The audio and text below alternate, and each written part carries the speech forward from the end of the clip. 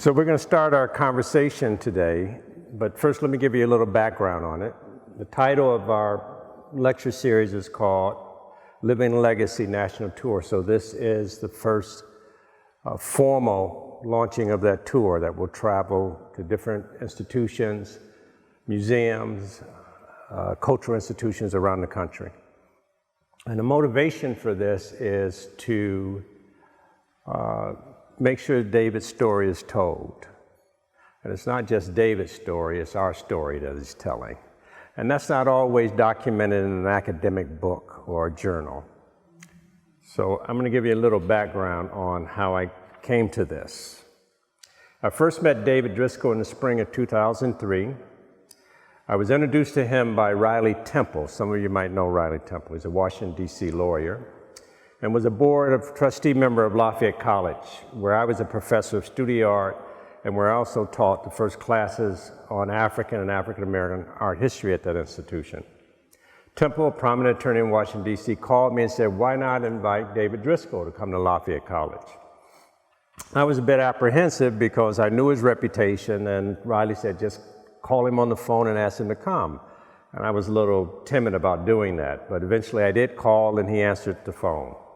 And he agreed to come to Lafayette College and do a lecture on African American art, and that was 2003.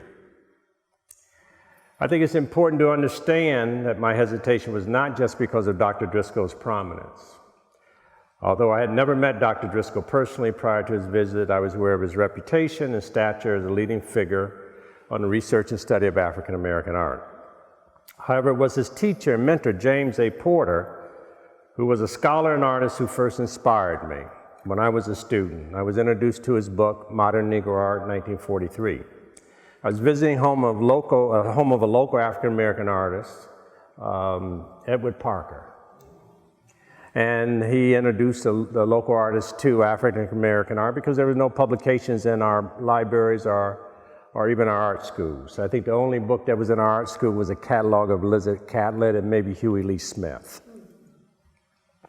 So I began to study African art while I was a student and found in Porter's book and in his life as an artist my own calling and a doorway to my own faith and the actualization of my dreams. During the visit, Dr. Driskell was introduced to the workshop that I had established at Lafayette College, and he accepted my invitation to make a print and return to Lafayette to make a print.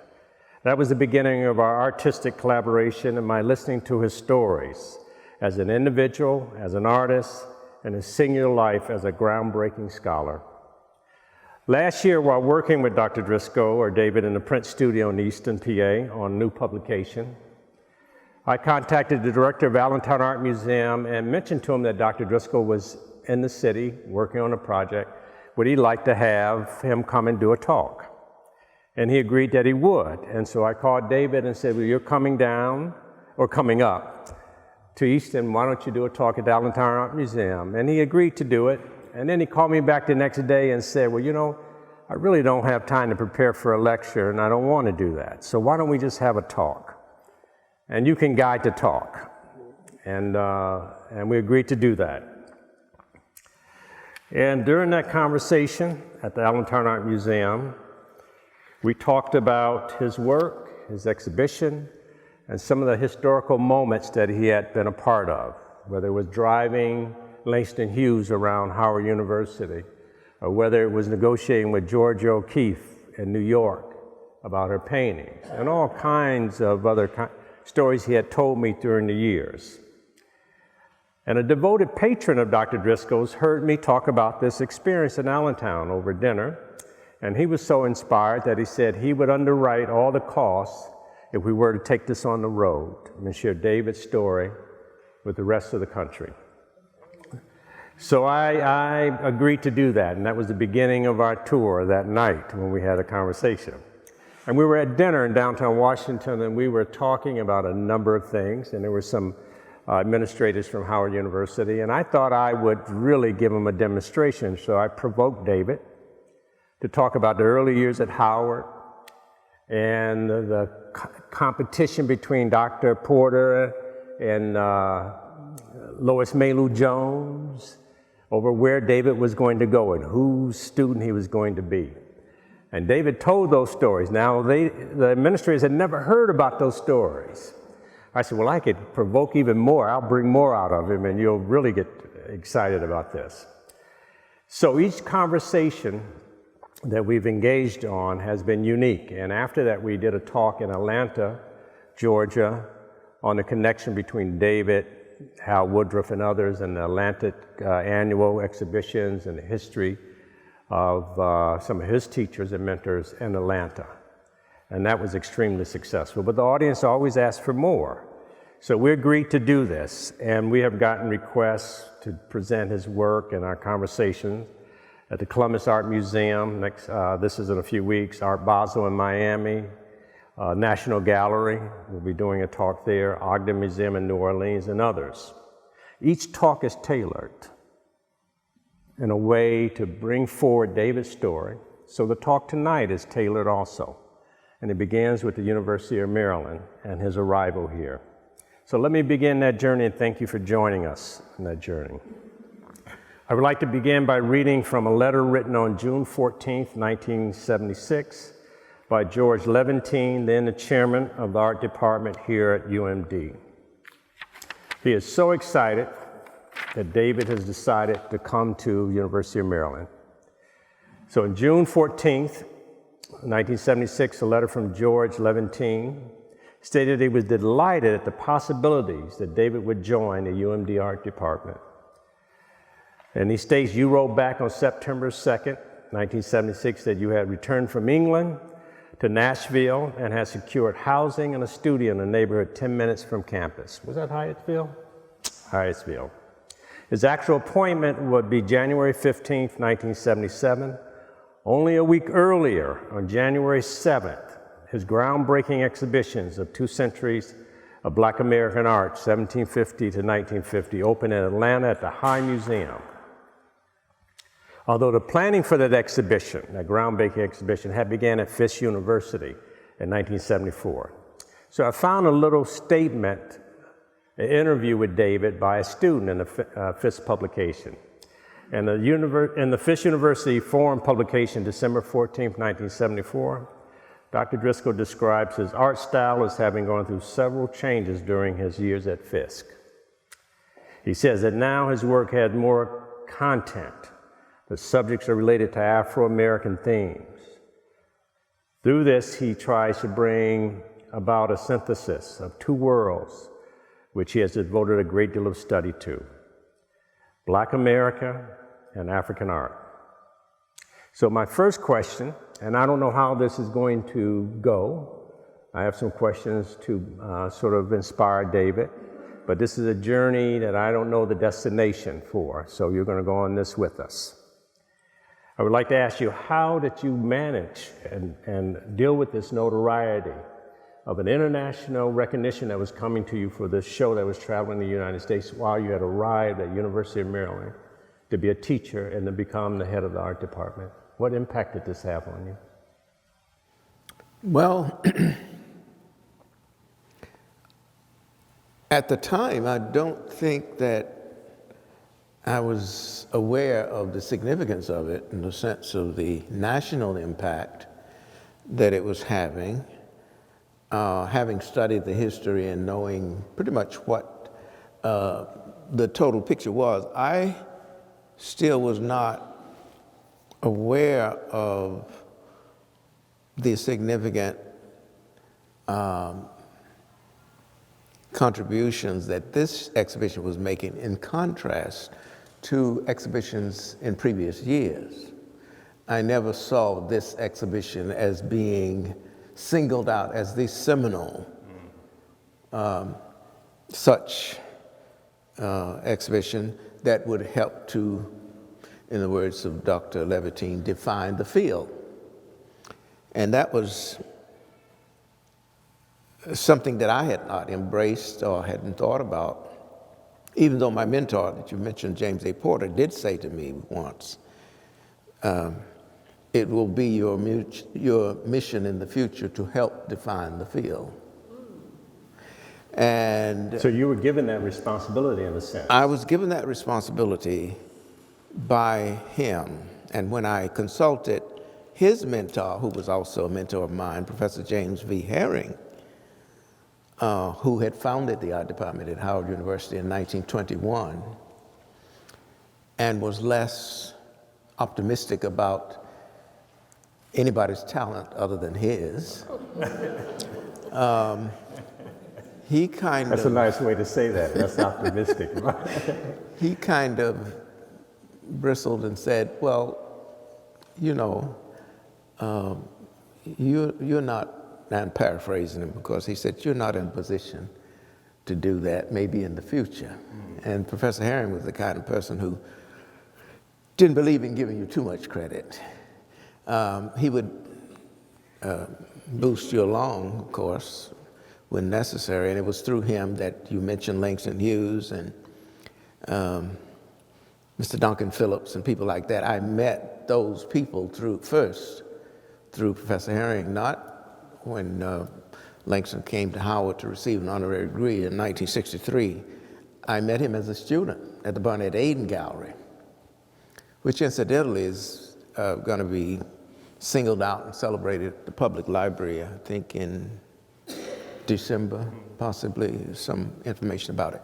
But trying to get back to the core of your question, I didn't realize the impact that this exhibition was going to have on the canon. Hadn't thought of it in that regard. I just, you know, was doing what I thought was necessary and needed to be done.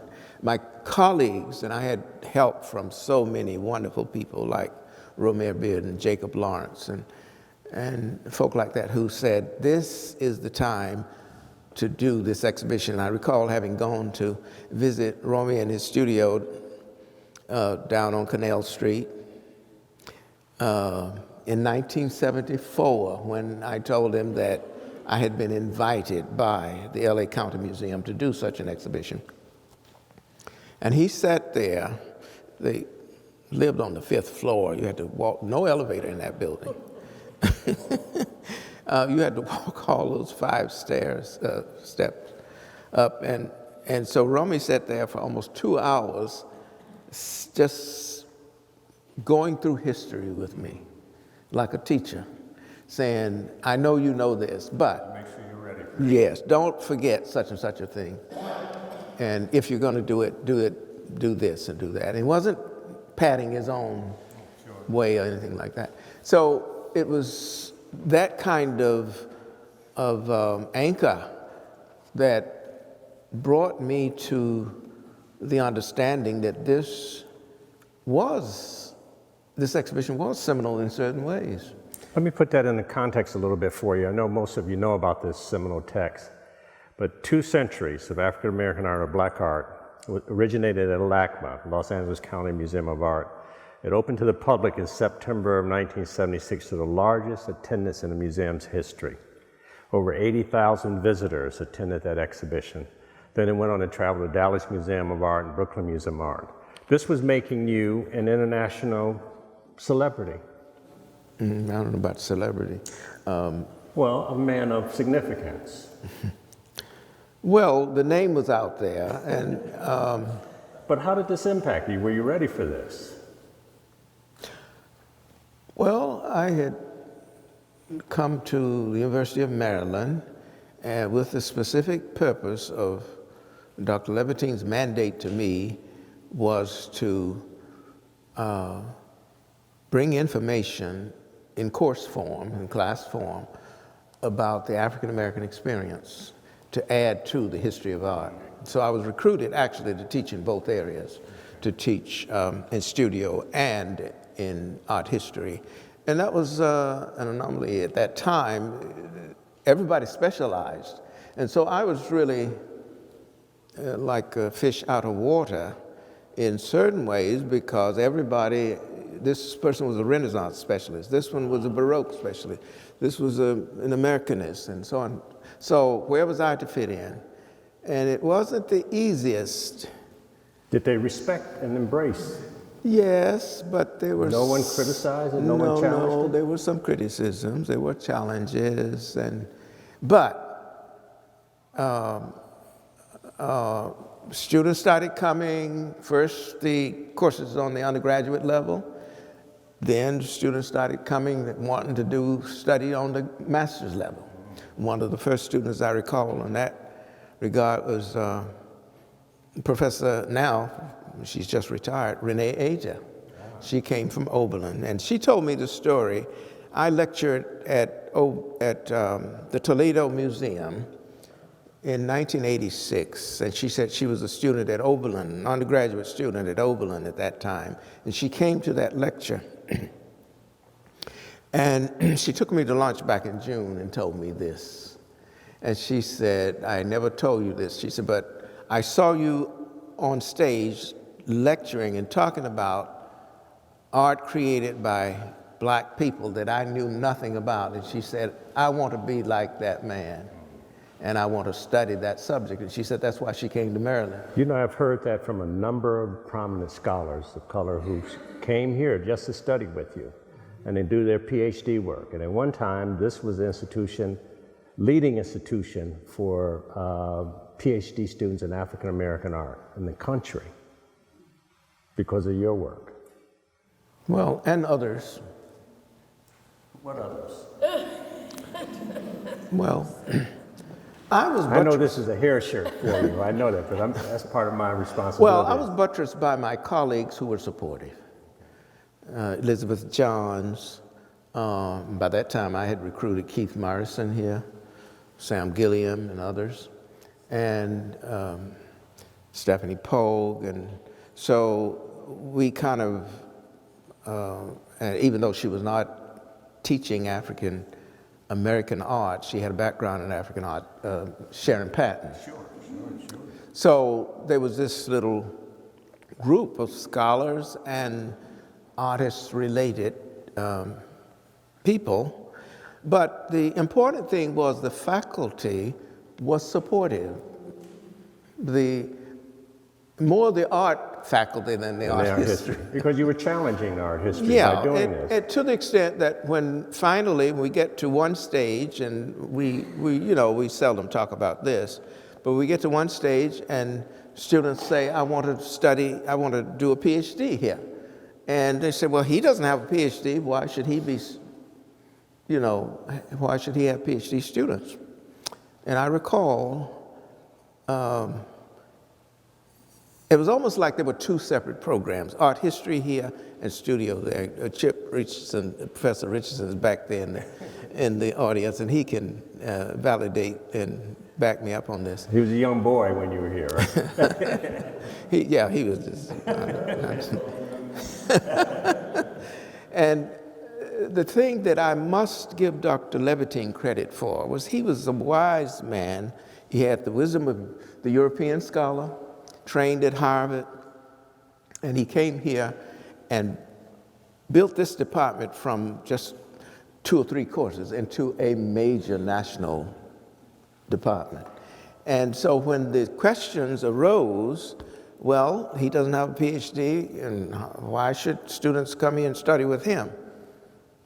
And Dr. Levitine said, and I'll be paraphrasing, but he said, if this man were at Harvard University with a bachelor's degree, with his background and information, he could be a full professor and nobody would question him. And he said, we're not Harvard. He said, but how many amongst you who are making this inquiry has defined a field? And he said, this man has, and he gave me more credit than I was due. I was standing on the shoulders of James Porter and Alan Locke and so many people who had literally carved out this niche and said, this should be a field in the American canon.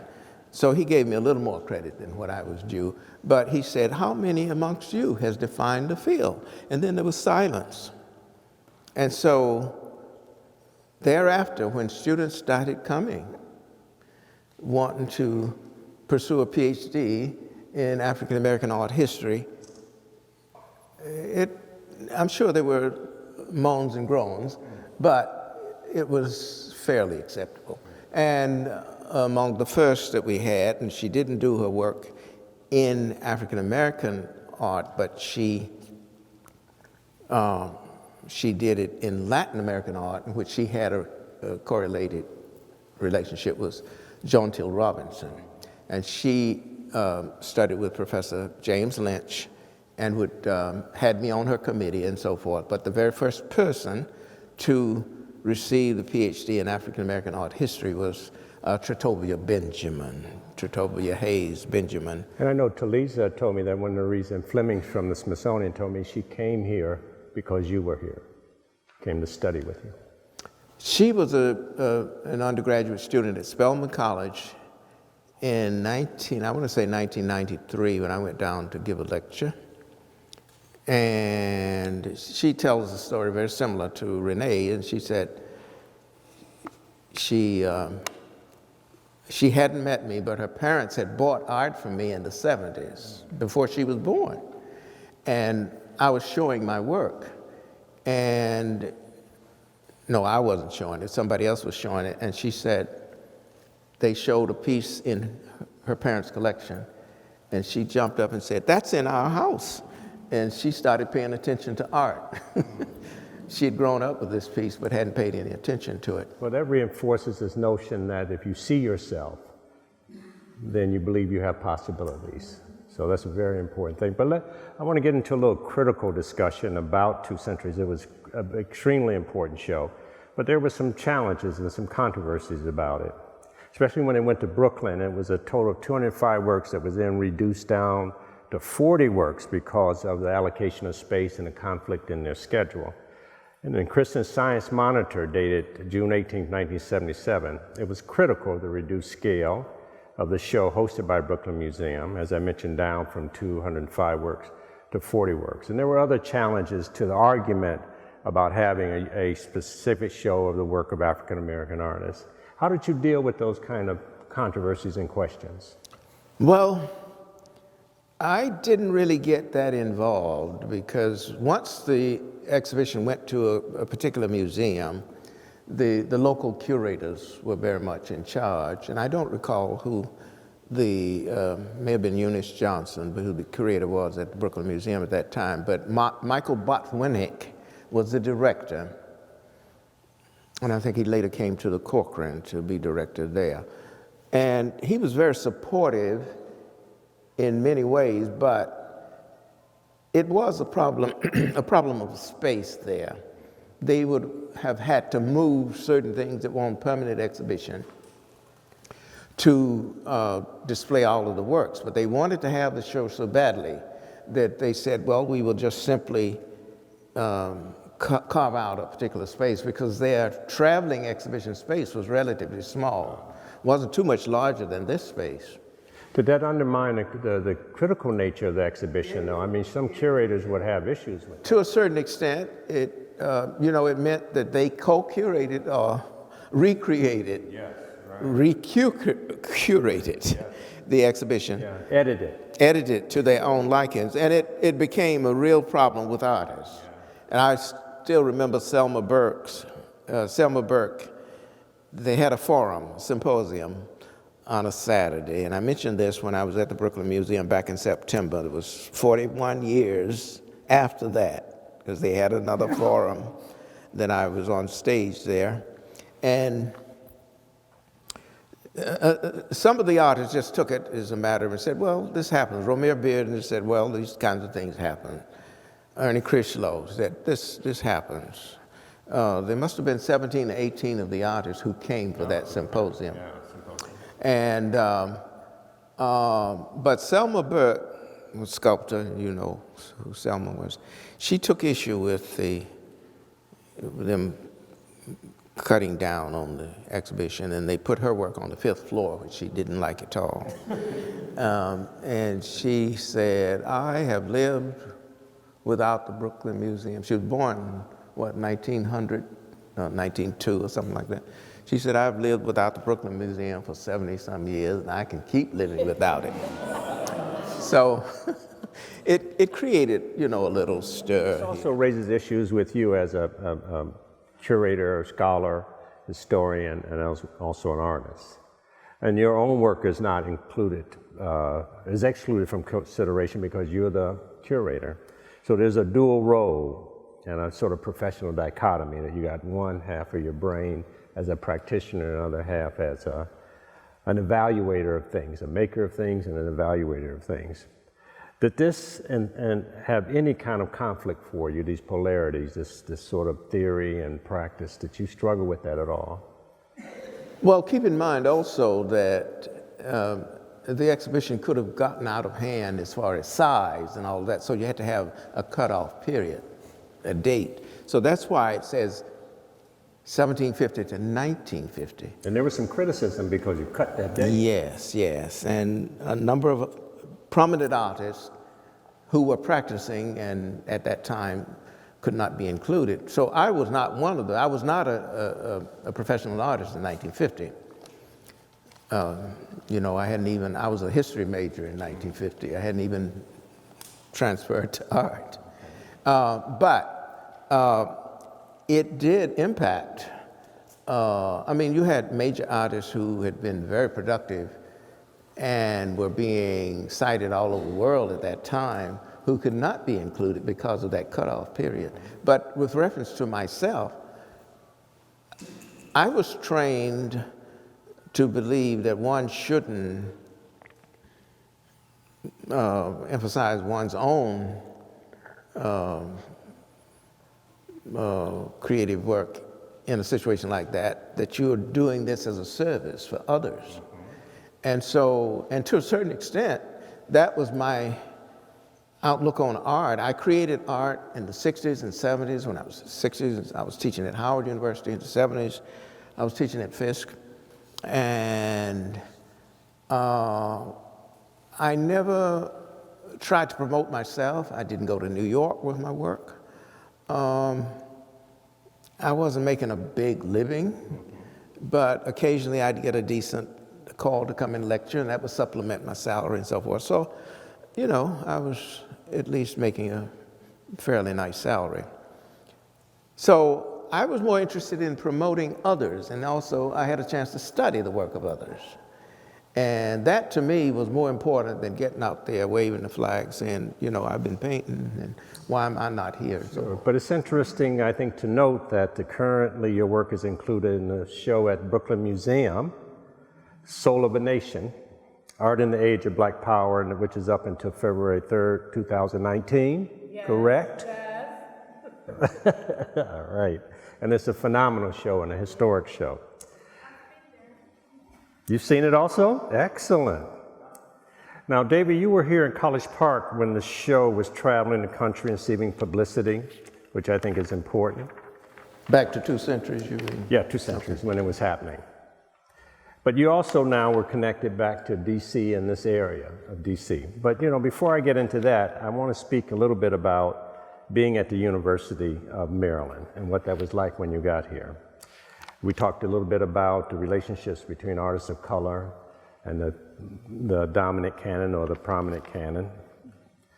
But let's talk a little bit about diversity and inclusion. Let's take a brief look back at the history of UMD. University of Maryland in regards to issues of racial diversity and achievement prior to your arrival, because I think it sets the stage for things. Is that all right? So I'm going to go back in history a little bit. From 1935 to 1954, the University of Maryland's president was Harry Clifton Curly Byrd. He fought perhaps harder than anyone for state funding of black colleges. He wanted black colleges to be funded for a sort of diabolical reasons. If they were funded, then black students didn't need to come to the University of Maryland. At the same time, those efforts were largely seen as Byrd's way of ensuring that College Park campus remained segregated. Make the branch campuses adequate and maybe the Negroes could be content, is what he said. He was a segregationist and an integrationist at the same time, a politician trying to please everyone. By the time he left to run for governor, the university was forced to integrate after repeated challenges, but despite 1954 Brown versus Board of Education ruling, it remained largely devoid of blacks until the early 1970s, right before you arrived. Left in place as a system in 1993, University Report would call at best neglectful, at worst hostile toward blacks. In 1951, the first African American, Hiram Whittle, is admitted to the University of Maryland. The first African American graduate student, Perrin James Mitchell, received his MA in sociology in 1952. From 1954 to 1970, University of Maryland President Wilson H. Elkins took the university helm under the departure of Harry Curly Byrd. That put the responsibilities to integrate and simultaneously prop up the university's academic standing was placed in his hands. As an experienced administrator and Rhodes Scholar, Elkin called black Negroes, and his southern drawing was deeply troubled by student radicalism. Many of us recall, not all of us, a few of us recall, and May 4th, 1970, anti-war protests at Kent State University in Ohio, which the National Guard's troop fired into a crowd of demonstrators protesting Nixon administration invasion of Cambodia. But what has been forgotten is that the University of Maryland flagship campus at College Park was rocked by protests that was bigger and possibly more raucous than the one at Kent State. Thousands of demonstrators occupied and vandalized the university main administration building. The ROTC offices set fire all over the campus and blocked Route 1. The main artery into the College Park. Armed with bricks, rocks, and bottles, the protesters continuously skirmished with police, armed with riot platoons, tear gas, and dogs. As the campus raged, Maryland Governor Marvin Mandel finally sent the National Guard troops in an effort to squash the uprising. Fortunately, unlike Kent State, no lives were lost in College Park. But the protesters didn't go away. Instead, they broke into smaller groups and ran across campus, deflating tires of police cars and committing other small acts of defiance.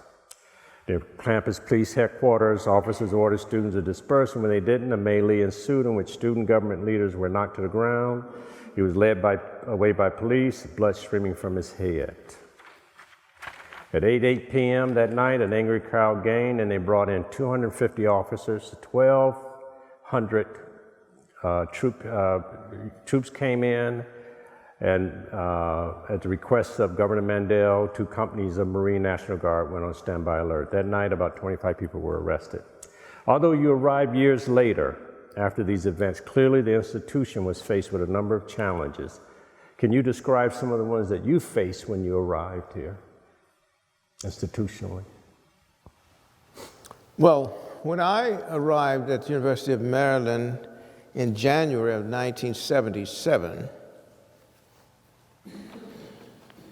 I was one of only 2 black full professors at the university. 1977.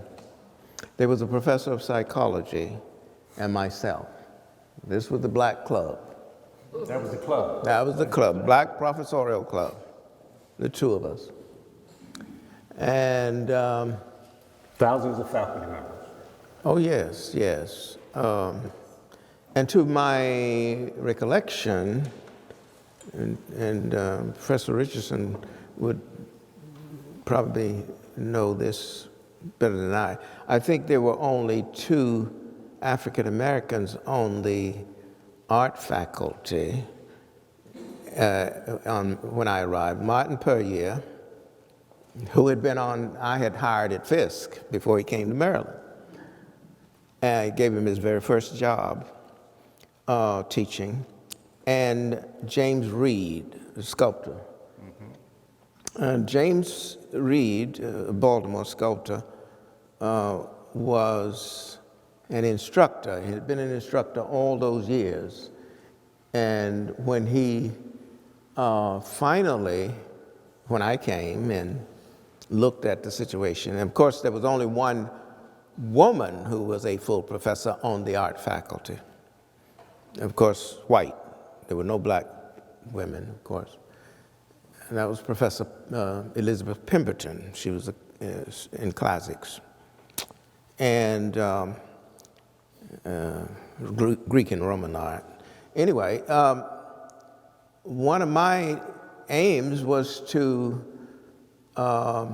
diversify this faculty and Your personal aims or institutional? well, it was my personal aim, but I also had that mandate from the provost. I didn't know that's why he was so bent on my becoming chair. Because previously the chairs had all but been handpicked, and now you've got a committee that makes the selection and then sends it down to the provost and so forth. So a couple things were happening. I'm one of 2 black full professors on campus. I am the only, by this time, next year, I become chairman of the art department. I'm the only black chairman At the University of Maryland. Now, there was an Afro-American Studies program, but they didn't count that in the category of being, they had a director, not like a chairman. So there was I won't say the pressure, but it was the expectation. Everybody was looking to see, well, what's this department going to be like? So one of my aims was to diversify the faculty, to bring in the very best regardless of color, and we did. And you brought in people like Sam Gilliam? Sam Gilliam and people like Nick Krushnick and folk like that came, and Ann Truitt, even though Ann sued me once she got here. You haven't forgiven her for that. that. Age discrimination, for race discrimination, and something else. I can't think of it. It didn't go anyplace, but I had recruited her with the aid of Professor Clank out of the Medeiros School over in Virginia. And she was a little concerned because she had eminence as a painter, recognized and what have you, but she told me, she said, I'm the most important painter, and it was a thin line between her being a painter and a sculptor because she actually made objects and painted them. She said, I'm the most important painter in the Washington, D.C. area. Although Sam was there? Yes, and that's what He was saying the same thing, that's what wasn't the he? suit was about. I'm not going to say that. Sam's still alive. Ann's not alive, so I can say that. Sam is. We can talk about Sam. Well, part of it was, and I've never said this in public before, Ann really felt with that kind of prestige of being, she was in Emmerich in New York, the gallery and so forth, and she had nominated herself as being the most important painter in Washington, that to bring Sam Gilliam in here, and the salaries were published at that time, and they probably still are, and he got $5,000 more than she. That was a no-no. And so she took me to court. She filed a suit. There was an age discrimination, racial discrimination, and what's the other one? Sex. Yes, her sex. Because you wouldn't agree with that she was the most famous artist or important artist in Washington, D.C. area. We had a lot of important artists in Washington at that time. I think she was important, but I wouldn't necessarily give her that top space. But, the Attorney General threw it out. He said, turns out, interestingly enough, we originally had the same lawyer. And I had to get rid of my lawyer because, he was, I thought he was favoring Ann. And But when it came before the state, and I don't think many of the people on the faculty knew about this, the Attorney General said, Professor Truitt, you were promoted by Professor Driscoll and the faculty from a lecturer to a full professor. And he said, that's not the norm at the University of Maryland. And he said, we will probably want to look into that. Since it hadn't happened before. So she dropped the suit. That was the end of that. So Sam stayed a couple more years, recruited Keith Myerson in about that time, and Stephanie Pogue. And, you know, it was interesting that... But Sam would threaten to leave because he was getting ready to be famous, right? Well, I don't know about that. But Sam would threaten to leave anytime. Like he'd come in and he'd say, oh, you know, things are really going well and we're doing this.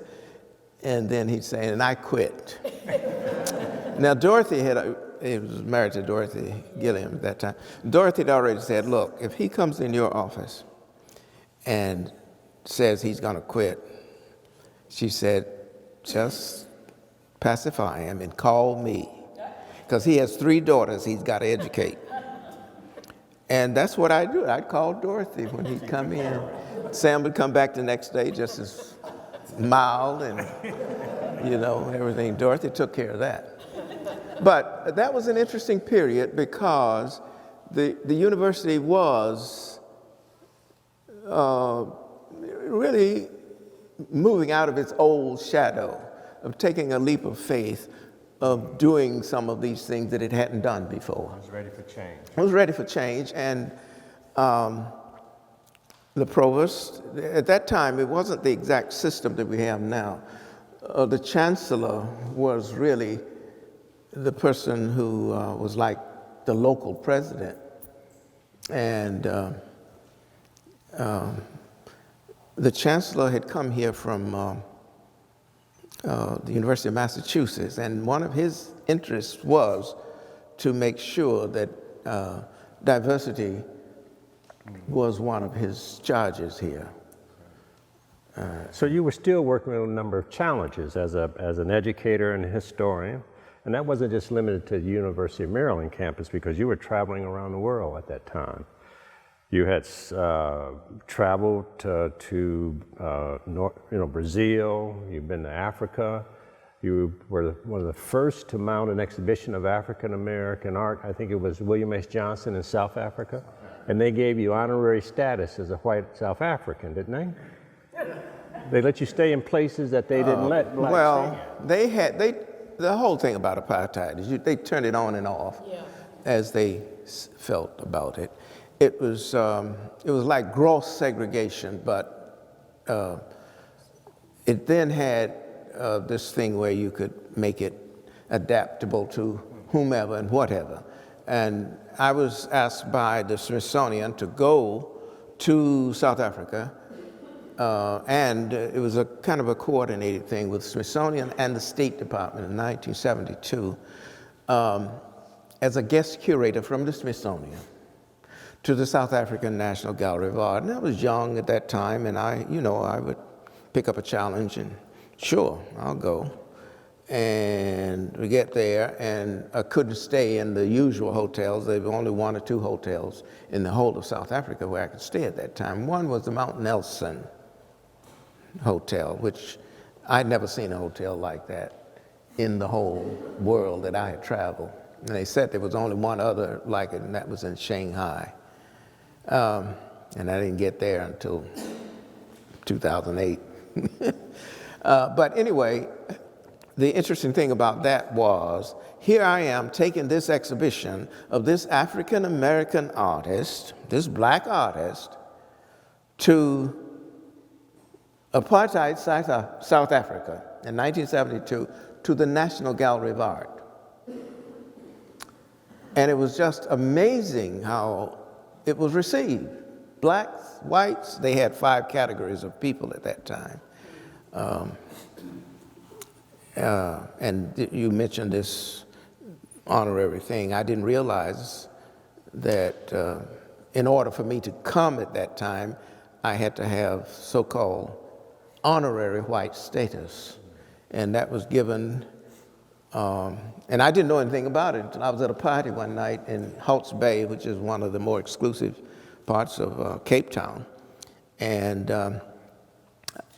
my friend Peter Clark, who was much blacker than I am, he died about 4 years ago, was there. And I said to the hostess, I said, how is it that you can have black folk at your party after midnight, and this is not the custom and so forth? And she looked around, she said, there are no black folk here. And I said, I'm black. And I said, Peter. She said, no, Peter's colored. Now, Peter fitted the definition of black in the sense of the color black. But not his class. More than I did, but his whole thing about ancestry was colored. And she said, and you're not black here. She said, on your papers, you're honorary white. She said, you can't read Afrikaans, so you wouldn't know it. So I wanted to throw up, but... So you were walking around introducing yourself with your papers as this white man in South Africa? No, I was not doing that. I didn't even know. And I was militant. Yeah. I went there and I stood up and I said, I will not lecture at an institution that is not integrated, where they're not black and whites. Well, they said, this is apartheid. How are you going to do that? And I said, I refuse to lecture. So when I get there, and the first thing I look on my dossier is Stellenbosch University, the seat of Afrikaner thought, where it was founded. And so I said to the cultural attaché, I said, no, I'm not going to lecture there. He said, no, they have assured you, and the vice chancellor is inviting you for this, that. I get there, and we go to lunch with the vice chancellor, who really runs the system in that country. And we go down to the lecture hall, and there are all these black people sitting all out in the audience with the whites and so forth. And I say, but they said, well, you said you wouldn't lecture unless it was an integrated audience. And so it was. They had gone and gotten all the black workers and brought them in. They got me on that one. Yeah. But I was looking out thereafter. But at that time, they had, and I don't want to spend too much time on this, they had in South Africa a registrar of people, in the sense of who, how shall I put it? There was one person who had the job of going around the whole nation when visitors came in to see how they responded to apartheid. And I start out, they had said, well, don't be talking about racism and so forth. I said, well, I can't be here without talking about racism. And so, I'm from Fisk University. We talk about race and everything else. So I go into my dialogue about race.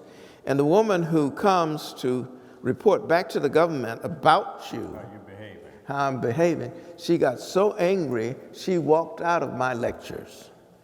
And she never reported. It was called the Jacobson Registry. And she never reported to the government on me, because she'd go back to the embassy and say, how could you have a man like this who puts your country down, talking about your own country as racist, and so forth? And so the cultural attaché, he said, well, that's the difference between South Africa and the United States. He said, we can accept that because we're trying to make improvements. So it was a strange experience. Now, I have to say this also, without being unkind to my colleagues at the National Gallery of Art.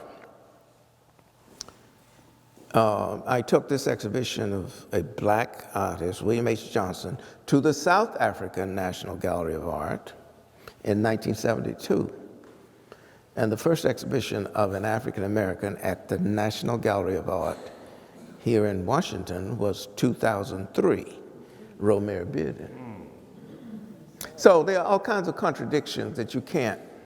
How do you deal with those kinds of things? You know? But you sort of kept the faith, you know, and for example, in Hidden Heritage, The Roots of Black American Painting, it was a 1990 television film, was aired in Great Britain. You stated, "I feel that I have a calling, a priestly mission, so to speak, to tell the true story of my people, of the struggle of their ancestry from the time that my forebears left the continent of Africa, not of their own will, but because they were forced immigrants or migrants. I feel that this mission is so strong, I have to go into other parts of the world to tell that, yes, African Americans have had a glorious past and our people have come through much to be where they are and what they are today. And this means that with the kind of tradition, African Americans have a glorious future. It's all up to them." It has all been that role has also been defined by you both as a scholar, both as an artist, and a lecturer, and as an educator. Now, this Richard Klenk, who was a fellow artist and teacher here? On the faculty. On the faculty here.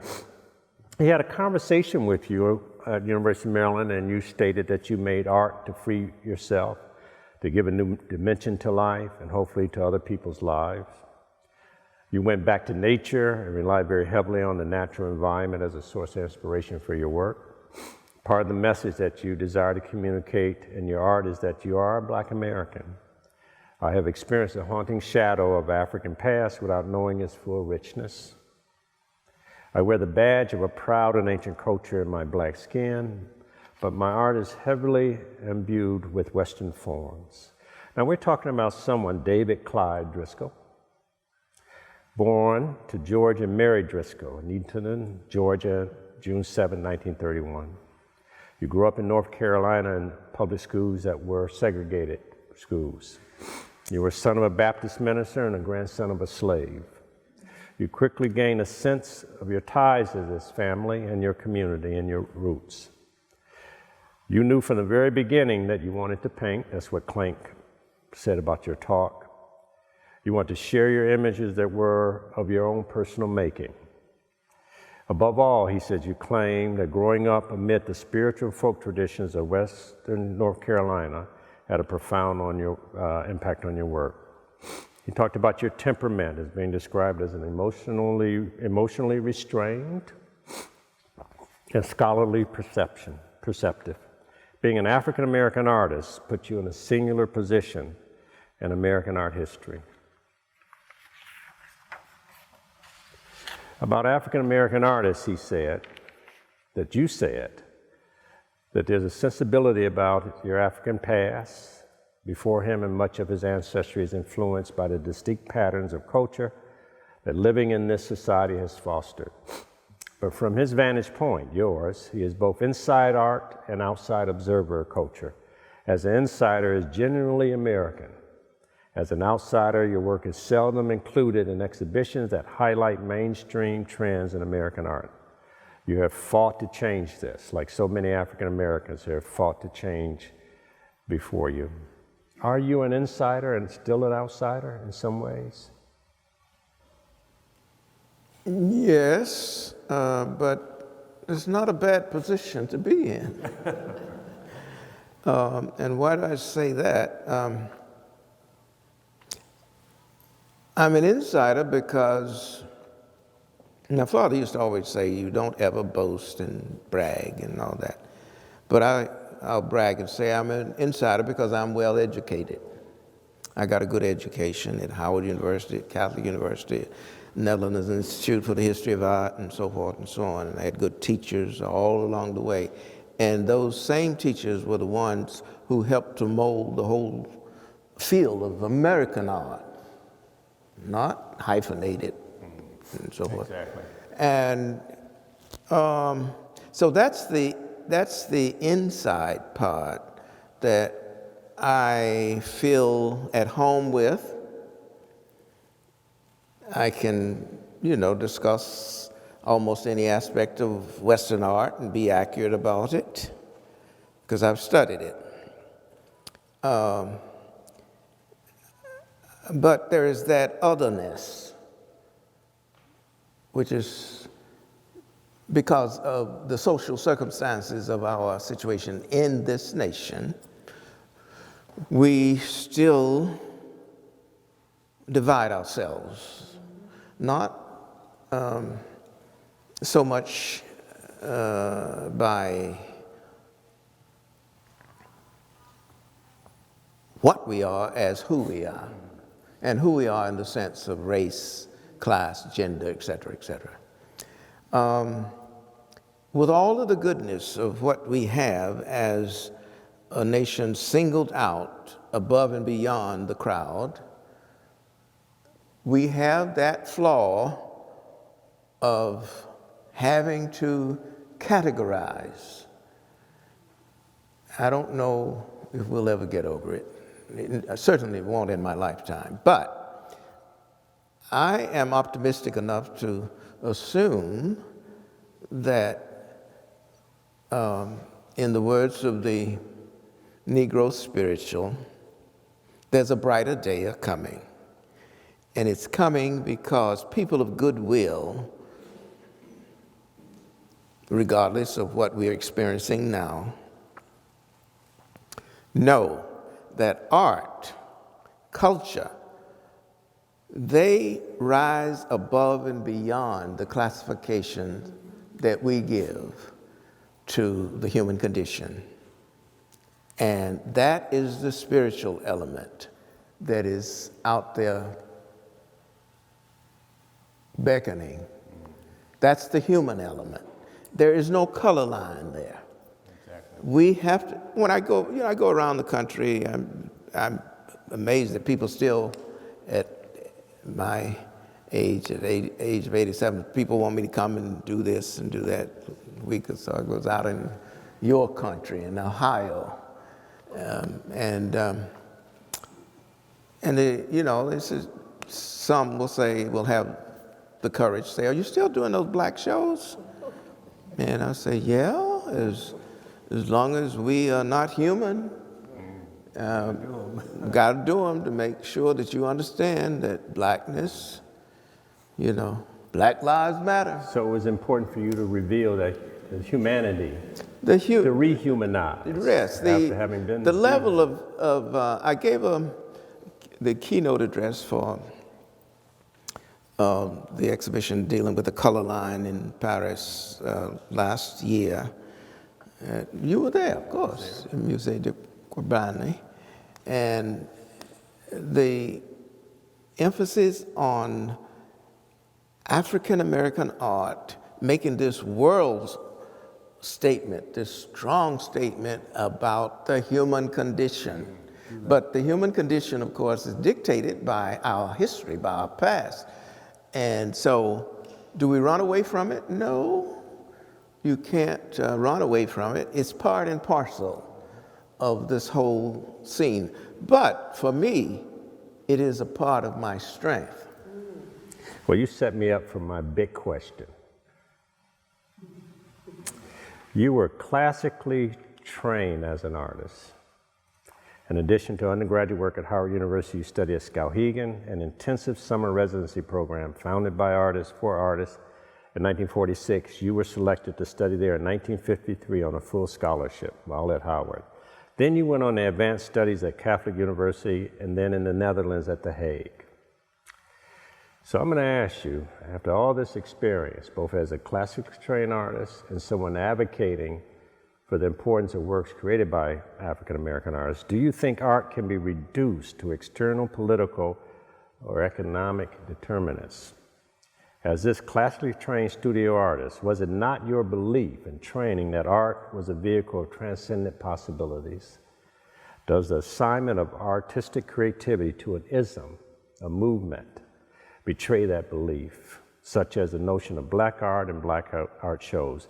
How did you reconcile these powerful cultural and societal forces? Which of those questions do you want me to answer? think it's one, but pick one. First of all, let me finish the last statement. Yes, I'm still an outsider. Okay. Just beginning to be brought into the so-called mainstream. And curiously so, because I guess if you live long enough, you know, things come around one way or the other. Those paintings that you mentioned that I was doing in the 1960s and 70s, stored away in my studio, even when my dealer would come. And I didn't go to New York for a dealer until 1993.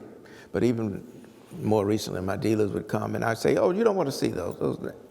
Well, they want to see those things. And those are the ones that the museums are now paying 6 figures and more for.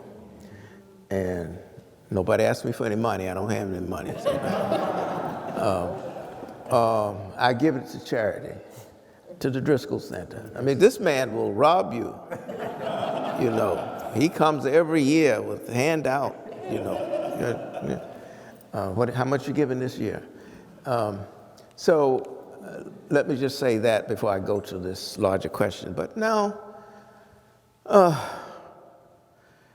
the other side of this thing is we are all working towards the common good. Art is here for a purpose.